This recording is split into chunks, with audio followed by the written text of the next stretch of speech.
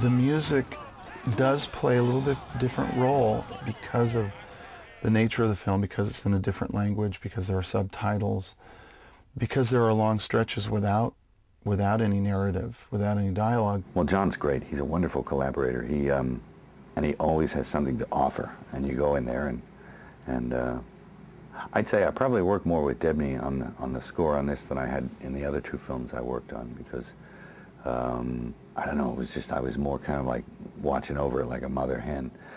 And we'd go in there and we'd work on stuff and try stuff, and he was just wonderful. He's a real talent. I was looking for a sound to represent the character of Satan in the movie.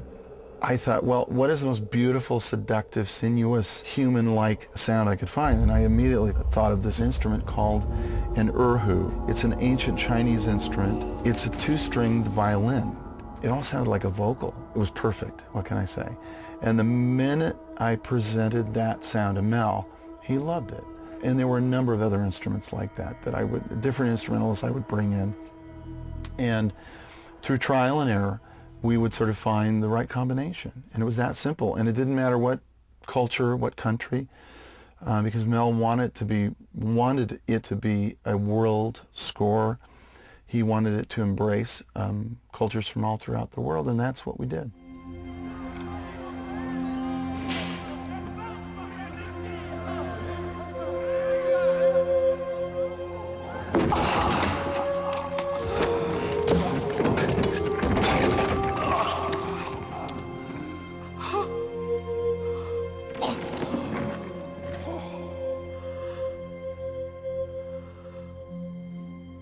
We're seeing the events through Mary's eyes. So I had to come up with a theme for Mary. I could think of no more elegant expression of the emotional impact of the film than the human voice. I kept trying to find her music, and I couldn't, and when I gave up, her music came to me. And her music is a lullaby, because this is her baby, this is her son, and that's what became Mary's theme. As he said, when he surrendered, he found it. I remember the phone call. He had slept for 3 hours, which was probably the most he slept any given night during that time. And I got up probably around 9 to find a message that was left around 6:30. I think I have it. I need you to call me. And he'd already faxed me over a very rough sketch of the melody. And I sat down on my keyboard and played it and just got goosebumps. And I started thinking, well, maybe we should have it shouldn't just be oohs and ahs all the time for the choir or the vocalist, the soloist.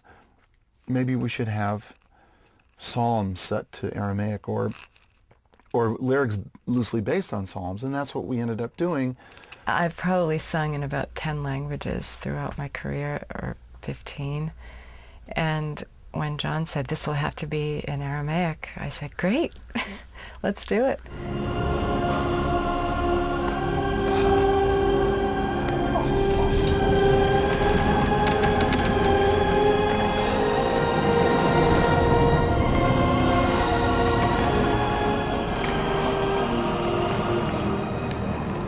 First time I played it for Mel, I turned to Mel and I said, Mel, this might be too big. Is it too religious? He said, I don't think it's big enough.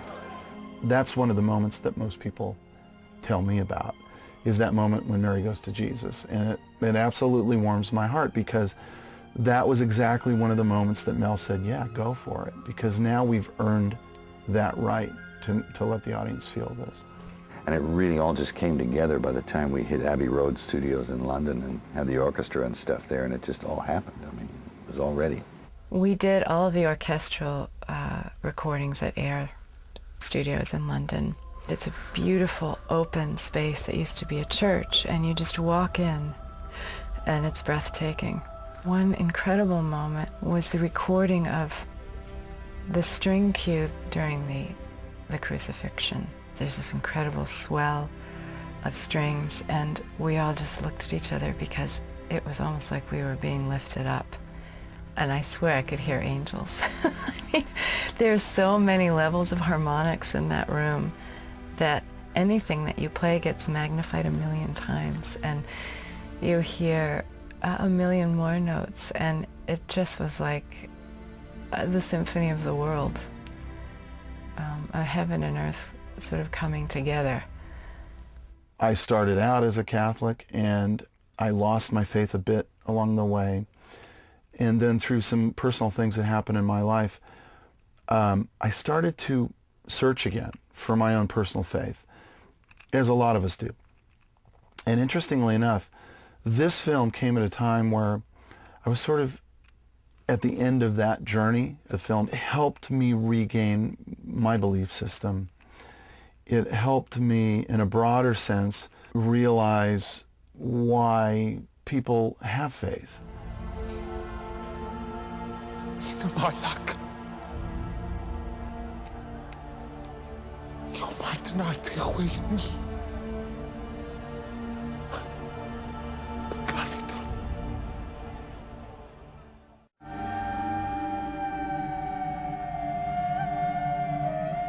Mel and I had never met. We only had this 2 conversations on the phone. And I remember when I got there and I got a ride over to the Chunichita, and Mel walked in the room and he looked at me. He says, it's funny, I sort of expected a short, bald guy.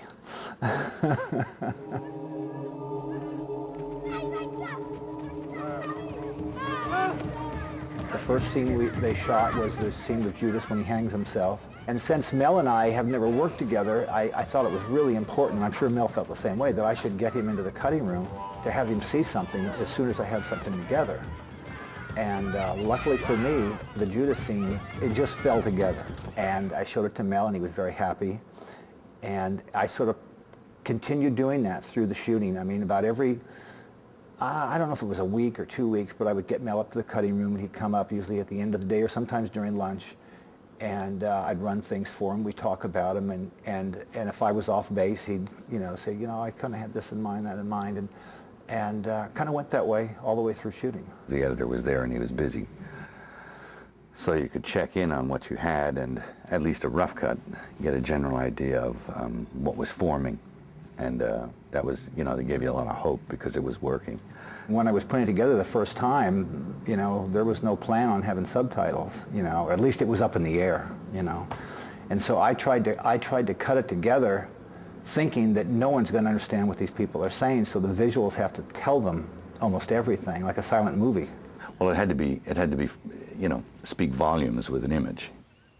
Rebeliones uprimebam in ac stazione remota 11 annos. Si hunc non condemnabo, Ciu Caiafam, seditionem initiaturum esse. Si ita condemnabo.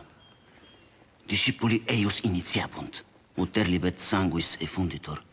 Caesar me monuit, Claudia. Bis monuit. Vice proxima. Ipse iuravit sanguis erit meus, eces mea veritas. There's scenes in it that you really need to know what they're talking about. It's like the politics of Pilate and everything. There's no way you can convey that without the subtitles. I had not originally planned to put subtitles in the film, but I tried it, and I just found that it was better. And I thought, because you're almost forced to read the written word, it's like interesting exercise. The script was two-sided, and one side was in English and one that was the same things in Arabic, and it was phonetically sounded out. It's the only way I could tell what people were saying. But it took me a lot longer to put this together the first time because of that. It took the editor about 5 weeks or 6 weeks after we came back to finish his first cut, which is unusual, but it was a difficult project. And then when we finally ran it, we had no subtitles. We just ran it, with the Aramaic. And I didn't quite know, I was sort of, at that moment, I knew more about the film than anybody, And I thought it worked pretty well, but, you don't know. Basically, they had just taken all this massive amount of footage that they had and distilled it down into, a rough form of what the script was. And it is the most amazing first cut of a movie I've ever seen. It went really well. It went really well.